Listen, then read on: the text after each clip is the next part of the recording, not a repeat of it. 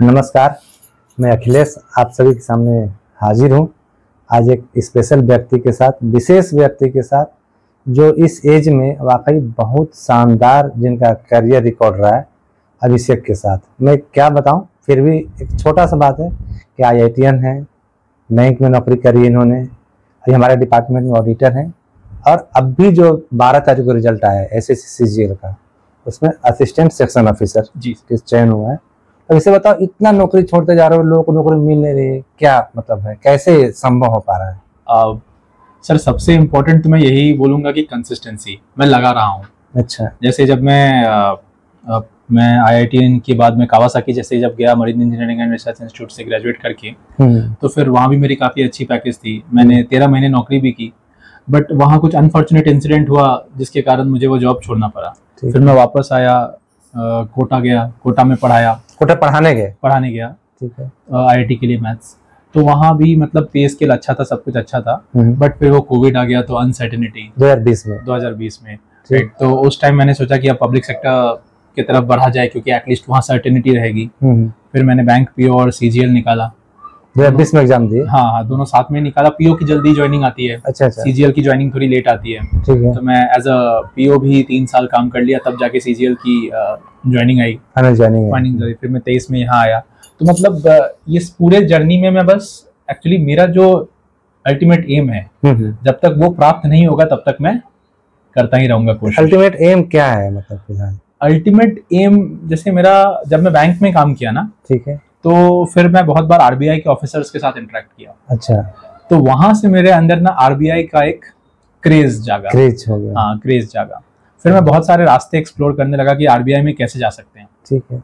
एक तो RBI का खुद का एग्जाम होता है, RBI grade B manager level पे डायरेक्ट होता है, काफी बड़ा एग्जाम है इंडिया में। तो उसका मैं 4 अटेम्प्ट होता है। अच्छा। मेरे चारों अटेम्प्ट अनफॉर्चुनेटली खत्म हो गए, और मैं चारों अटेम्प्ट में मैंने इंटरव्यू तक, चारों अटेम्प्ट, हाँ, प्रीलिम्स निकाला, मेंस निकाला, और चारों बार मैं इंटरव्यू तक पहुंचा। अच्छा। लेकिन अनफॉर्चुनेटली कभी आधे नंबर से, कभी 1 नंबर से। उसमें वैकेंसी भी बहुत कम आती है, और हर साल वो एग्जाम होता भी नहीं है, और अब तो अटेम्प्ट खत्म हो गया। तो फिर जब तक वो मेरा RBI में जाने का जो सपना है वो फुलफिल नहीं होता, तो तब तक मैं कोशिश करते जा रहा हूँ। तो जैसे अब वो रास्ता बंद हो गया, दूसरा रास्ता या तो UPSC निकालो और फिर डेपुटेशन से RBI में जाओ, या तो फिर CAT CMAT ये सब मैनेजमेंट टॉप 20 स्कूल्स IIMs या जमनालाल से MBA करो, फिर वहां पे प्राइवेट सेक्टर में बड़े कंपनीज में फाइनेंस में काम करो, और फिर लेटरल एंट्री से RBI आओ। तो मतलब अल्टीमेट जाना है RBI में महाप्रबंधक रिटायर होना। अच्छा। अब वो कैसे होगा उसका जरूर होगा। अभिषेक जिस तरह तैयारी करते हैं, मैं इस तरफ आऊंगा, लेकिन बीच में मेरा एक क्वेश्चन है कि आप IIT किए अभिषेक, ठीक है ना, तो उस टाइम IITian के लोग, IIT आप पहले बताइए किस ब्रांच से किए हैं और कहाँ से किए हैं, और साथ में नथी क्वेश्चन ये है कि जो IIT करता है ना, फिर मैं नहीं लगता कि लोग यहाँ पे SSC में, रेलवे में, बैंक में इतना जोर शोर से लगते हैं। आप क्यों इधर आए? आप ठीक है बताया कि मल्टीनेशनल कंपनी में आप जा सकते थे, कोविड में आपको लगा कि नहीं वहाँ दिक्कत है? नहीं, एक्चुअली लेकिन फिर भी वहाँ पर ज्यादा अपॉर्चुनिटी है। मैं एक चीज बताना चाहूंगा कि मैं तो प्राइवेट सेक्टर में, मरीन इंजीनियरिंग मेरा ब्रांच था, नेवल आर्किटेक्चर, तो मैं प्राइवेट सेक्टर में गया भी, लेकिन अनफॉर्चुनेटली वहां मेरा साथ कुछ हादसा हुआ जिसके कारण मेरा ये राइट हैंड केमिकल बर्न हो गया। अच्छा। तो उसके बाद फिर अब मैं शिप पे काम नहीं कर सकता, सेलिंग नहीं कर सकता। ठीक है।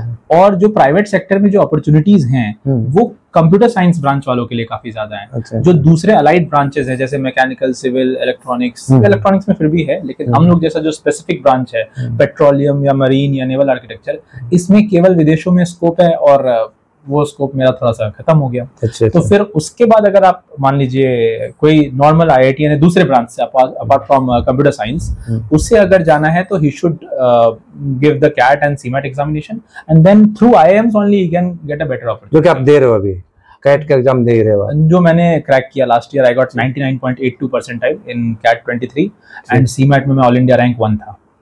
और अभी SSC में कौन सा रैंक है? अभी SSC CGL में ऑल इंडिया रैंक 638 है। आपकी पोस्टिंग कहाँ होगी अभी? Life time Delhi, armed force headquarters. और बहुत सारे एग्जाम आपने क्रैक किया इस 3-4 साल में, आप बताएंगे क्या क्या है? हाँ, मतलब 3-4 साल में तो उतना नहीं क्रैक किया। जब मैं जैसे एज अ बैंक PO जब मैं था, तब तो टाइम नहीं मिलता था। तब मैंने सबसे पहला बार CAT दिया था, एंड तब मेरा 96.88 परसेंटाइल था जब मैं बैंक PO के साथ CAT दिया। फिर जब सेकंड टाइम दिया तो 97 पॉइंट आया, 8 समथिंग। फिर थर्ड टाइम दिया तो 98 आया। फिर जब फोर्थ टाइम दिया तब वो 99.82 मतलब 99 का बैरियर तोड़ा। वो फोर्थ टाइम मैं यहाँ आके दिया। सीमैट भी जब पहला बार दिया था तो ऑल इंडिया रैंक 143 आई थी, ठीक है, फिर 122 आई, ठीक है, फिर ऑल इंडिया रैंक 10 आई, लगातार देते रह रहे हो। हाँ, और फिर ऑल इंडिया रैंक 1 आई। ऑल इंडिया रैंक 1 से आप बात कर रहे हैं, वो कंसिस्टेंट स्वाभाविक सी बात है। और आप देखिए धीरे धीरे अभी से टाइम लगता है। द गुड थिंग वाज कि मेरे पास एक अच्छी वेल सेटल्ड जॉब थी, जिसके कारण मैं थोड़ा एग्जाम रिलैक्स होके भी दे सकता था। जैसे अगर किसी के पास जॉब नहीं है या फ्रेशर है, वो बहुत टेंशन में रहता है, लेकिन जॉब के साथ भी एग्जाम निकालना मुश्किल रहता है, क्योंकि अकेले रहना, बैंक पीओ में ट्रांसफर भी बहुत था, यहाँ ऑडिटर भी मैं घर से 1200 किलोमीटर दूर हूँ, तो प्रॉब्लम्स तो होते हैं, लेकिन वही है कंसिस्टेंसी। अच्छा, मुझे पता चला था कि एसएससी एग्जाम देने की तबीयत खराब हो गई थी। हाँ सर, एसएससी बावजूद इसके मतलब बहुत लोग सलाह दे रहे थे कि थोड़ा तैयारी कम कर दो। हाँ, मैं 10-12 दिन के लिए हॉस्पिटलाइज हो गया था एग्जाम से पहले। तो और मतलब मेरा एग्जाम था 12 सितंबर को, प्रीलिम्स था, ठीक है। तो और मैं 2 सितंबर को एडमिट हो गया था। बताइए, 12 सितंबर का एग्जाम है, 2 सितंबर एडमिट हो गया था जबलपुर में ही, और ये जबलपुर हॉस्पिटल में। फिर वहां पे मेरे मम्मी पापा आए, क्योंकि कंडीशन बहुत ज्यादा खराब हो गई थी। ऑफिस के भी बहुत लोग मेरे बहुत मतलब उनका शुक्रगुजार हूँ, नहीं तो मुझे आज पता चला, मुझे पहले पता नहीं था। हाँ, तो फिर वो सिचुएशन काफी टफ था। अच्छा। लेकिन मुझे क्या था सर कि पढ़ाने का भी काफी शौक है, मैं पढ़ाता भी हूँ, एंड दिल्ली मैं इस बार चाहता भी था कि मुझे सीजीएल से दिल्ली मिल जाए। अच्छा, क्योंकि दिल्ली मेरा मैटरनल घर भी रहा है, एंड दूसरा वहाँ पे पढ़ाने की अपॉर्चुनिटीज भी है। इनफैक्ट वहाँ पे मैं अगर जैसे यूपीएससी देना चाहूँ, भी 3 अटेम्प्ट हैं, तो उसकी भी बहुत मुझे अपॉर्चुनिटीज मिल जाएगी। प्लस एएसओ पोस्ट भी अच्छी है। अभी जैसे यहाँ पे ऑडिटर में 50,000 है, तो वहाँ तो 80, 82, 83 हो जाएगी लाइफ टाइम। मान लीजिए अगर इन केस नहीं जा पाता हूँ मैं आरबीआई में, कम से कम एक रिस्पेक्टेबल जॉब मेरे साथ रहेगी, जो मुझे एक ही जगह लाइफ टाइम रखेगी। तो ये सब थोड़ा मोटिवेशन था, तो सीजीएल देना बहुत लाजमी था। बिल्कुल। और मैं यहाँ अपने आप को, जब मैं पीओ का पोस्ट छोड़ा था और ऑडिटर ज्वाइन किया था, तो मैं यही सोचा था कि you are giving yourself 2 years, 2 साल यहाँ प्रोबेशन खत्म होने से पहले कुछ बड़ा उसके लेवल का जो तुम छोड़ के आए हो, या कुछ और हाथ में अच्छा बड़ा लेके यहाँ से निकलना है। तो सीजीएल देना ही था, क्योंकि अब मेरा 2 साल भी पूरे होने वाला था। अच्छा। तो मम्मी पापा आए, और मतलब कंडीशन तब भी बहुत खराब थी। मतलब मैं हाइड्रोडायनामिकली स्टेबल नहीं था, सर घूम रहा था, और ये सब वीकनेस भी हो जाता है, बताया आज। तो उस पॉइंट पे क्या हुआ कि डॉक्टर बोल रहा था अभी 7-8 दिन इसको और नहीं छोड़ सकते। अच्छा। हाँ, क्योंकि मेरे स्किन में बहुत ज्यादा ना वो रैशेज और ये सब भी हो गए थे। मेरा WBC काउंट, हेमोग्लोबिन अचानक से 19 चला गया था। 19? हाँ। अच्छा। और कहीं ना कहीं थोड़ा दवा भी गड़बड़ दे दी, रिएक्शन हो गया था, तो बहुत टफ था वो टाइम।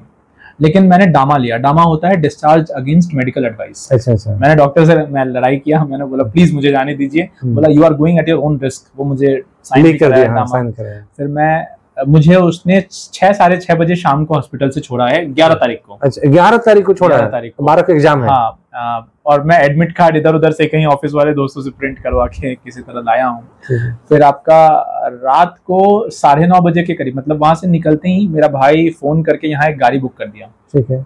यहाँ रायपुर सेंटर पर आता। अच्छा, सेंटर रायपुर था। यहाँ से आप जान ही रहे हैं। आप सोचिए, जो लोग सोचते हैं कि मतलब हमेशा परिस्थितियां सामान्य होती हैं, ये अच्छे जॉब में है, इतना अच्छा बैकग्राउंड है, बावजूद इस परिस्थिति में एग्जाम देने जाने का रिस्क लेना।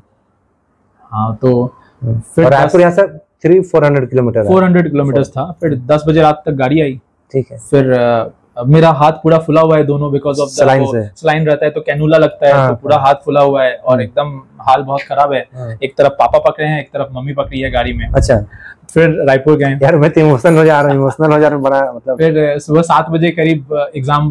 रात भर गाड़ी चली होगी? रात भर गाड़ी चली। मैं किसी तरह सो भी नहीं उस सिचुएशन में। आप अचानक से जस्ट आप सोचिए ना, 10-12 दिन हॉस्पिटल से निकल के आए हैं, सीधे हॉस्पिटल से बाहर जा रहे हैं, एग्जाम देने जा रहे हैं। हाँ, बहुत अनस्टेबल भी था माइंड। और उसके बाद फिर पापा मम्मी भी बहुत कष्ट किए। फिर गाड़ी हम लोग 6-6:30 बजे पहुंच गए, और वो फर्स्ट शिफ्ट था मेरा, मॉर्निंग शिफ्ट। तो 7:30 पापा ऐसे पकड़ के सिक्योरिटी गार्ड के पास ले गए। और फिर सिचुएशन ऐसा था कि जैसे मेरा 4th फ्लोर पे सेंटर दे दिया। अरे, और लिफ्ट वगैरह कुछ नहीं? सर वो रायपुर में कोई लिफ्ट वगैरह नहीं है। मतलब इनफैक्ट कलकत्ता में भी जो TCS आयन जोन है, वहाँ लिफ्ट नहीं है अलाउड। अच्छा। तो मैं किसी तरह बहुत ही मुश्किल से धीरे धीरे ऐसे पकड़ के लोगों को बोल के, मतलब मैं तक चढ़ा हूँ। उसके बाद फिर एग्जाम हुआ है, और मतलब क्योंकि मेरे हाथ तो पूरा फुले हुए थे, तो मैं पेन नहीं पकड़ पा रहा था सही से। मैं किसी तरह माउस ऐसे पकड़ के ऐसे ऐसे बस ऑप्शंस पे क्लिक कर रहा था। एंड उसके बाद जो फिर 2 घंटा बैठना भी काफी, हाँ, क्योंकि 1 घंटे का तो एग्जाम होता है, फिर वो स्क्रीन से उससे पहले बैठना बहुत सारी चीजें हैं, आंख पे भी पड़ रहा था अचानक से। एंड उसके बाद जब फाइनल अभी टियर 1 का जब रिजल्ट आया तो मेरे 200 में से 184 थे। क्या बात है। मैथ्स, इंग्लिश, रीजनिंग तीनों में 50 और जीएस में 34। 50 आउट ऑफ 50 तीन सब्जेक्ट में, और जीएस में 34। उसमें भी 68%। हाँ, उसमें भी 60, मतलब 200 में 184 और बिना पेन उठाए।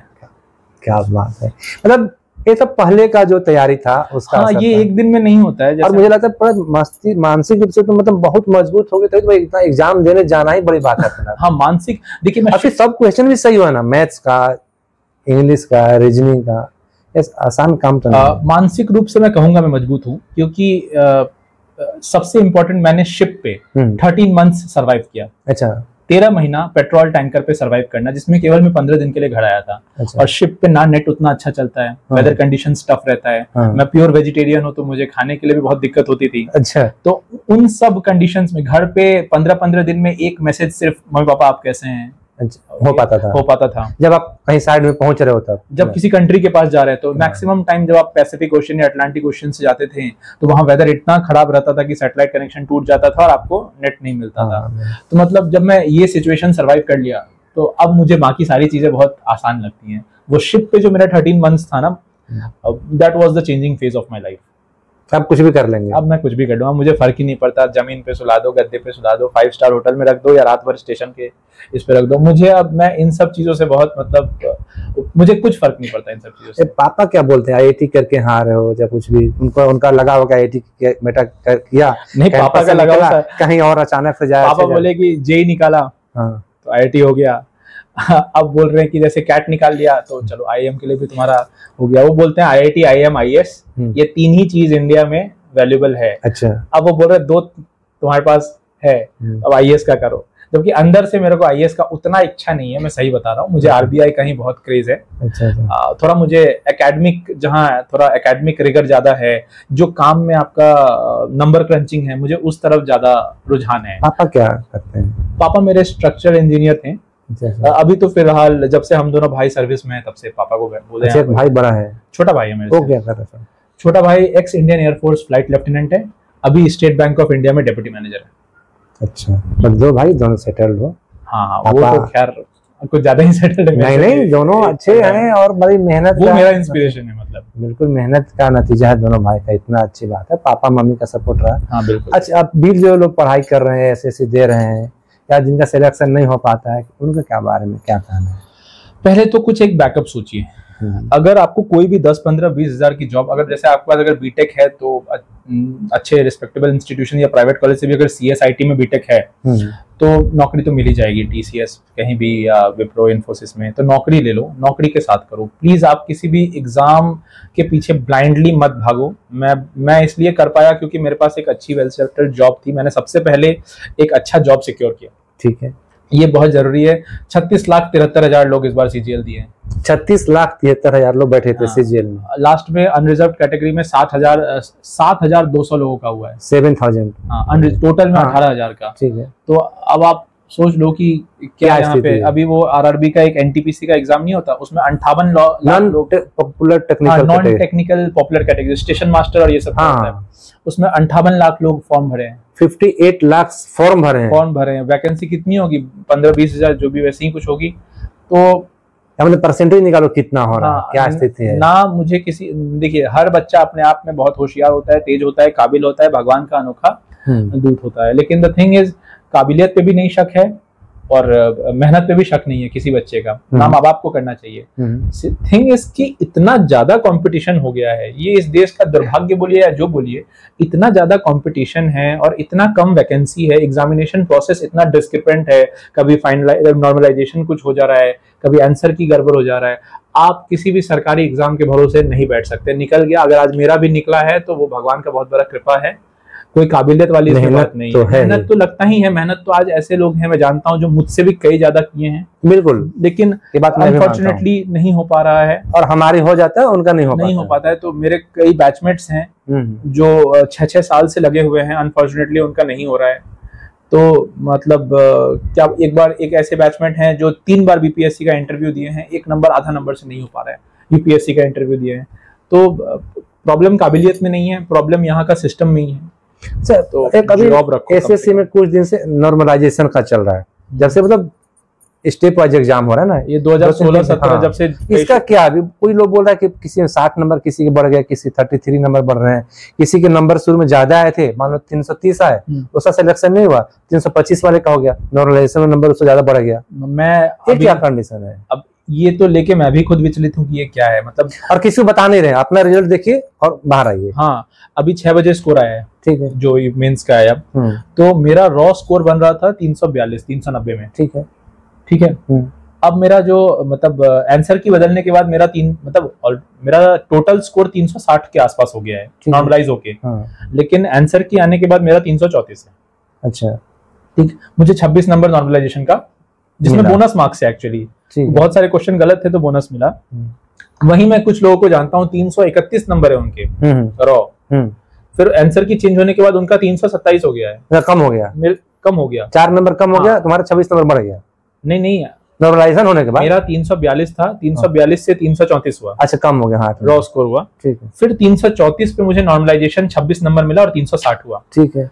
331 सेकंड जो बंदा है, ठीक है, उसका 331 से 327 हो गया, ठीक है, 4 नंबर कम हो गया। और उसके नॉर्मलाइजेशन 327 से 366 को हिंदी में क्या बोलते हैं, 66 या जो बढ़ गया। हाँ, उसका ज्यादा कैसे बढ़ गया, वही मैं बोल रहा हूँ ना, ये मैं भी नहीं समझ पा रहा हूँ। नॉर्मलाइजेशन वाला कंडीशन है, आदमी समझ नहीं पा रहा है कि हो क्या रहा है। और पिछले 4-5 साल से चल रहा है, एसएससी की डिग्निटी पहले थोड़ा कम हुआ, मुझे लगता है, समझ में नहीं आ रहा। ये normalisation is a very discrepant thing. पता नहीं, अभी कुछ दिन पहले बीपीएससी एंड यूपीपीएससी में बोल रहे थे टू डू नॉर्मलाइजेशन। सबको बता रहा है कि क्लियर होना चाहिए और डुबिशियस होता जा रहा है, मतलब पता नहीं चल रहा कि हाँ, एग्जैक्टली, जितना ज्यादा ट्रांसपेरेंसी बढ़नी चाहिए। आप आंसर की दे रहे हो, ठीक है, इस बार 18 तारीख के शिफ्ट में 9 क्वेश्चन गलत है, तो 27 नंबर का हेरफेर तो ऐसे ही हो गया। 20 तारीख वाले में 10 क्वेश्चन गलत है, तो 30 नंबर। इतने लोग एग्जाम दे रहे हैं, लाखों लाख बच्चा एग्जाम दे रहे हैं, आप क्वेश्चन ही गलत। इतना बड़ा कमीशन है सरकार का, आप स्पेसिफिक किसी के लिए हो। 1975 से एसएससी का गठन हुआ है, आपका काम ही यही है कि क्वेश्चन बनाना, एग्जामिनेशन देना। आप 130 क्वेश्चन सही नहीं बना पा रहे हो। और अभी मैं और कुछ पढ़ा था, कहीं कोचिंग वाले का मैं सुन रहा था कि क्वेश्चंस बहुत मतलब उल्टे पलटे टाइप के, ये हीरोइन क्या है, नहीं वो जो अभी क्या एग्जाम होता है जनरल ड्यूटी कांस्टेबल, किसी एग्जाम में, हाँ, उसमें पूछ रहा था। उसी एग्जाम के लिए मैं पूछ रहा था। इनफैक्ट सीजीएल के प्रीलिम्स में भी किसको भारत रत्न किस ईस्वी में मिला, किसको पद्मश्री, अरे हर साल 100-150 लोगों को पद्मश्री मिलता है, ये क्या पूछ रहे हो आप। 25 में से 4-5 क्वेश्चन तो एकदम बेतुके रहते हैं, कोई मतलब नहीं है। ये सब सोचना चाहिए कि जो लोग तैयारी कर रहा है, जो बच्चा कर रहा है, इसीलिए ना ये लक का ज्यादा गेम हो गया ना। हाँ, खासकर जीके वाला मेरा हो गया, इसलिए मैं ये नहीं बोल रहा कि बहुत काबिल या ये हूँ, मेरा नहीं भी हो सकता था। अभी हो सकता है कि मैं अभी लिस्ट में भी नहीं आता, एएसओ मिला है, हो सकता है मेरा नाम भी लिस्ट में नहीं रहता। हाँ, हो सकता है ना, क्योंकि जिस लेवल के इनके आंसर चेंज हो रहे हैं, 3 आंसर और बदल जाते तो खत्म। हाँ, है ना। आंसर एक तो आप क्वेश्चन में इतने डाउट्स रख रहे हो, हाँ, कहीं अ होगा, कहीं द होगा, खुद आप इतना बेसिक ग्रामर का क्वेश्चन आप नहीं सेट कर पा रहे हो सही से। जीएस में ऐसा क्वेश्चन, अगर क्वेश्चन का कमी है थोड़ी, अब पूरे देश का युवा का नजर इस पे लगाओ, पूरे देश के लोग खेत बेच देते हैं, बीमारी से लड़ रहे हैं, जूझ रहे हैं, कुछ भी काम करके लोग बच्चे को पढ़ा रहे हैं, एग्जाम देने जाते हैं। आप सोचो, आप ही रायपुर की किस परिस्थिति में है, आप जॉब कर रहे हो, कितने लोग स्थिति होती है कि कुछ नहीं उनके पास होता है। एक तो सेंटर भी सबका इतना दूर देता है, जिसके पास पैसा नहीं हो बेचारा गरीब घर का कहां से जाएगा। आप सब जगह नजदीक कर रहे हो, सब चीज बोलो, ट्रांसपेरेंसी हो रहा है, आप जबलपुर के आदमी को रायपुर एग्जाम देने जाना पड़ रहा है। इसीलिए मैंने कहा ना, आपने कहा बच्चों को क्या बोलो, कहीं भी कोई भी जॉब मिले पहले उसमें चल जाओ, ये मत देखो क्या पोस्ट है, क्या तैयारी के लिए कुछ तैयारी सबसे इम्पोर्टेंट। तो आजकल लोग ना मॉक बहुत ज्यादा बोलते हैं। देखिए, एक और चीज क्या होता है, मैं पढ़ाता भी हूँ तो मैंने एक चीज नोटिस किया है, नया चीज सीखने में कष्ट होता है। हाँ, ठीक है, उस नया चीज को सीख के उसको रिवाइज करने में ज्यादा कष्ट होता है, क्योंकि बोरिंग भी लगता है, ये बात सच है। लेकिन फोन उठा के आराम से बैठ के 4-5 क्वेश्चन ऐसे टिक टिक टिक ABCD करने में मजा आता है, ऐसा लगता है हम कौन बनेगा करोड़पति खेल। हाँ, मैं इस सवाल पे आने वाला था लेकिन मैं सीजीएल मेंस से पहले एक भी मॉक नहीं दिया, प्रीलिम्स से पहले एक भी मॉक नहीं दिया। मेरा मेन थीम रहता है ज्ञान का अध्ययन, ठीक है। जितना हो सकता है अपना नॉलेज को इलैबोरेट करते जाओ, ठीक है, और नॉलेज को एनहांस करते जाओ, खूब प्रैक्टिस करो और फिर उसको रिवाइज करते जाओ। हार्ड कॉपी में प्रैक्टिस करो, बुक लेकर कॉपी लेकर के प्रैक्टिस, मोबाइल कहीं से भी करो, लेकिन प्रैक्टिस करो, हाथ से लिखो उसको, जो क्वेश्चन मोबाइल में है आप उसको मैथ्स बनाओ। एमसीक्यूज मत रटो। अगर पढ़ना ही है, जनरल स्टडीज पढ़ना है, जीके पढ़ना है, तो लूसेंट पढ़ो, अरिहंत की जिस्ट पढ़ो, किताब पढ़ो, या वीडियो देखते हो तो वीडियो का नोट्स बनाओ, फिर उस नोट्स को रिवाइज करो। एंड जो भी पढ़े हो उसको कम पढ़ो, लेकिन उसको रिवाइज करते रहो। तो इससे, जैसे सर मैं आपको एक चीज बताता हूँ, मैं हर रात सोने से पहले कोई भी एक वर्ड सोचता हूँ और उससे रिलेटेड मुझे जो भी दिमाग में आता है मैं उसको सोते सोते तक दोहराता हूँ। इससे मेरा कंसोलिडेशन ऑफ फैक्ट्स होता है। जैसे आप मुझे कोई भी एक कीवर्ड दीजिए रिलेटेड टू एनी जीएस और समथिंग, कुछ भी, मतलब जैसे महाराणा प्रताप ही बोल दिया। चलिए महाराणा प्रताप के बारे में बोलता हूँ। आपका महाराणा प्रताप की जो हाइट थी वो थी 7 फीट 5 इंच, ठीक है।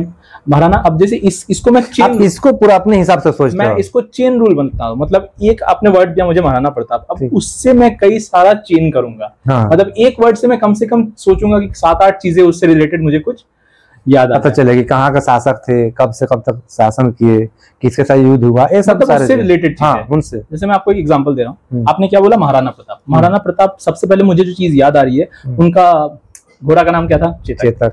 उनकी हाइट कितनी थी, 7 फीट 5 इंच। उन्हें हराया किसने था, अकबर ने। कौन सी बैटल में, 1576 बैटल ऑफ हल्दी घाटी में। अब बैटल ऑफ हल्दी घाटी में अकबर डायरेक्टली नहीं लड़ा था, कौन लड़ा था, राजा मान सिंह और राजा अशफ खान। ये दोनों ने अकबर को रिप्रेजेंट किया था और राणा प्रताप को हराया था अनफॉर्चुनेटली। अब इसमें हल्दी घाटी वर्ड आया।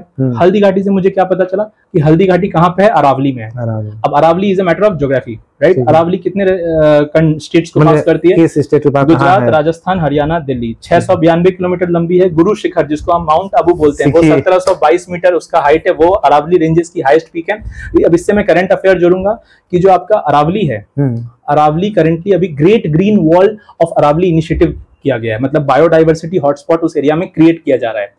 वो बायोडाइवर्सिटी हॉटस्पॉट कितना लंबा होगा, 1600 किलोमीटर लंबा। क्या बात है, 5 किलोमीटर। और उस अरावली वॉल में, जो आपका अरावली के अंदर आसपास कितने नदी बहते हैं, बानस, लूनी, सखी, साबरमती।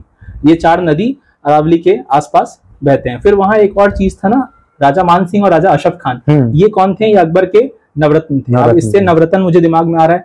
नवरत्न कितने थे, 2 हुकुम, 2 प्याजा, हुकुम हकम, अबुल फजल, आपका अब्दुल रहीम खानम खान, उसके बाद राजा मान सिंह, राजा तोदरमल, फिर आपका भगवान दास, फिर अशफ Khan, and last but not the least Mahesh Das, जिसको हम बिरबल बोलते हैं, and Tansen, right, who is the father of raag Bhopali.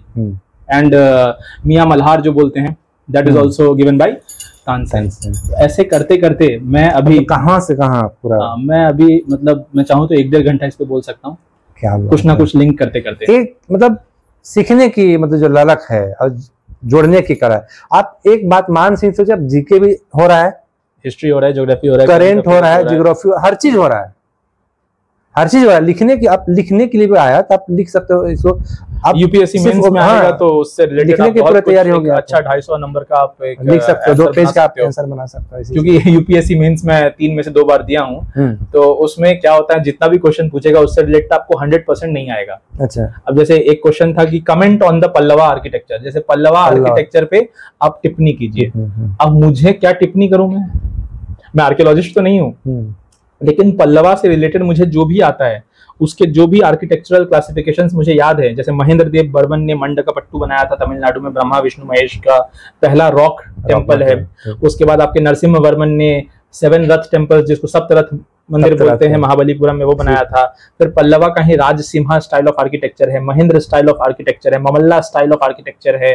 तो इन सब पे मैं लिखते जाऊंगा। हाँ, मुझे जो आता है मुझे पन्ना भरना है, बिल्कुल पन्ना भरना है। अरे उसकी जानकारी भी है, सटीक भी लिख रहे हैं। कमेंट्स पूछा है ना, टिप्पणी करना है ना, तो मैं पहले मुझे उसके बारे में जितना आएगा वो लिखूंगा। फिर उनका आर्किटेक्चरल क्लासिफिकेशंस, जैसे आपका जो टेम्पल्स हैं उसमें कहाँ गर्भगृह होता है, कहाँ आपका गोपुरम होता है, कहाँ मंडप होता है, 1-2 हो सकता है डायग्राम बना दूं, तो ये तरीका है। इसीलिए हमेशा रिलेट करने का, रिलेशन बहुत जरूरी है। और अगर आप चीजों को रिलेट कर पाओगे, जो मैंने अभी आपके साथ किया, ये मैं हमेशा अपने साथ करता हूँ। इससे क्या होता है, मेरा देखिए, हो सकता है बहुत सारी चीजें मुझसे ज्यादा बहुतों को आती हैं, लेकिन उस पॉइंट पे हिट करना वो मेन होता है। तो अगर मैं ऐसे अपने ब्रेन को प्रेशर देता हूँ, चैलेंज देता हूँ, तो मेरा ब्रेन ट्रेन होता है उस पॉइंट से जो भी चीजें रिलेटेड हैं उसको एट दैट सेम पॉइंट निकालने का। बहुत बढ़िया अभिषेक। अच्छा, अब हम लोग अंतिम पड़ाव में पहुंच रहे हैं। जबलपुर कितने 2 साल तकरीबन होने वाले हैं? हाँ, मतलब 1 साल 7 महीना। 7 महीना। कैसा जबलपुर कैसा लगा? और जगह रहे नौकरी के लिए यहाँ? हाँ, बहुत जगह रहा, बहुत सारी, मतलब 27 देश देखा हूँ, 13 शहर देखा हूँ।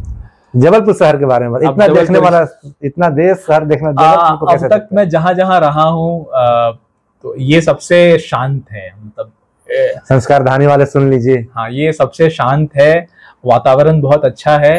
बट मेरा एक कंप्लेन भी है, क्या मैं कर सकता हूँ? हाँ, बिल्कुल। ये कोई 11 बजे तक उठता क्यों नहीं है यहाँ पे? यहाँ कोई सर्विस सुबह 10-11, जैसे कलकत्ता का मैं हूँ, वो कभी बंद ही नहीं होता। ये मेरा भी कंप्लेन है। हाँ, कि सुबह खाने जाओ कुछ खाने नहीं मिलता है। दूसरा, यहाँ नाश्ता में पोहा के अलावा कुछ नहीं मिलता। ये मेरा भी कंप्लेन है। ये 2 सुबह आप रांची जाओ, पटना जाओ, लखनऊ जाओ, दिल्ली जाओ, आप 6 बजे जाना है कहीं, आप भर पेट नाश्ता करके जो आपको मन है गर्मा गर्म खा कर निकल सकते हो। जबलपुर में कि आप सदर जाइए 8 बजे 9 बजे कोई कन्फेक्शनरी नहीं खुला रहेगा आपको। सुबह यहाँ उठते भी लोग लेट हैं और रात में बंद भी दुकान जल्दी कर देते हैं। तो ये थोड़ा सा मुझे बस खाने का थोड़ा है, खाने का है, और वही सर्विसेज थोड़े से। अच्छा। लेकिन बाकी सब शांत बहुत है और बहुत साफ सुथरा और सुंदर भी है। पॉल्यूशन तो मुझे कलकत्ता के कंपैरिजन में तो मुझे पॉल्यूशन है ही नहीं।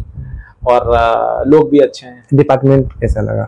और अभी तो डिफेंस अकाउंट डिपार्टमेंट हो, अब सीधे डिफेंस में ही चले जा रहे हैं। अब तो हाँ, सीधे वही अच्छा है, पेरेंट मिनिस्ट्री सेम ही रहेगी।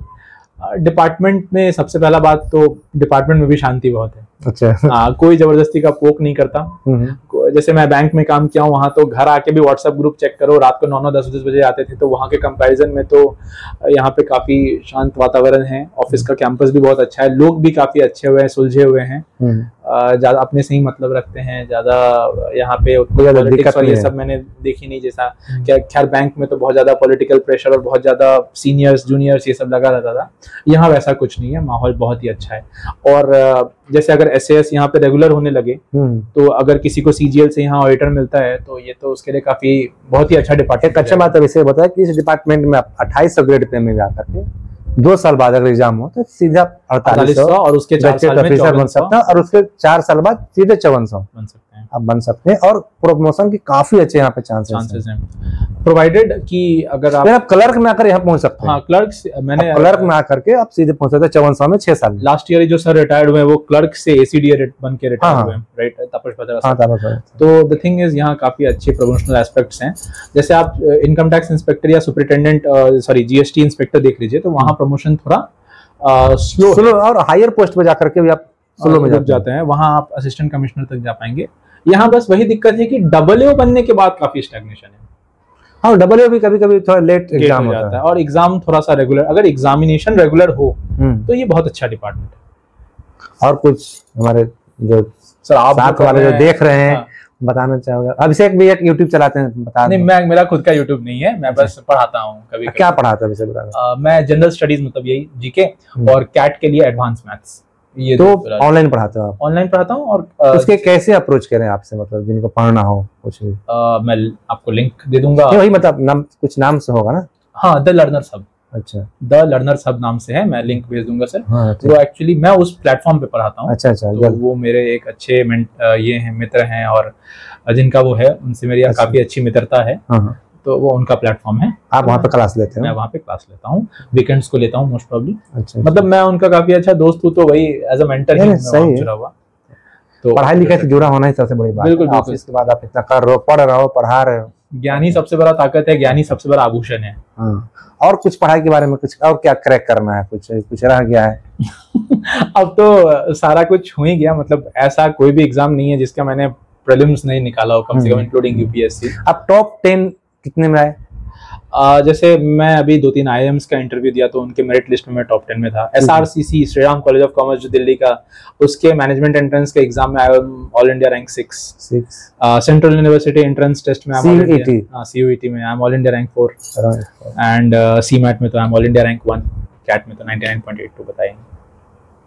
और कुछ अपने तरफ से बोलना चाहोगे? सर, एक तो आप जो ये कर रहे हैं बढ़िया कर रहे हैं, और आपका जो पॉडकास्ट होता है वो काफी ज्यादा, मतलब उसमें वैरायटी है।